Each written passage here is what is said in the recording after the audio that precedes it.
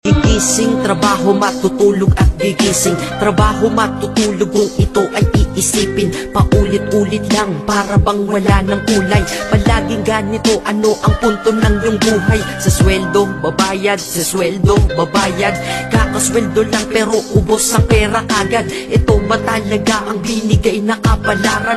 Hindi ka mabubuhay kung hindi mo babayaran. Mahirap pala to, sana maaga kong nalaman. Para kang malayang preso pag di ka anak mayaman. Dahil aking napuna kapag bumiyahe sa umaga. Mga tao sa paligid ko hindi rin maligaya. Tayo ay mga alipin sa moderno na lipunan. Magandang kinabukasan kailangang pag-ipunan. Pero pagkatapos nun, ano ba ang kasunod? Ika'y magkakasakit, mamamatay ka ng pagod. Di ba napakalupit? Ganito ba talaga? Habang nabubuhay ka, pera ang mahalaga. Kaya magtrabaho ka, magbanat ka ng buto. Yan ang salitang maririnig mo sa buong mundo.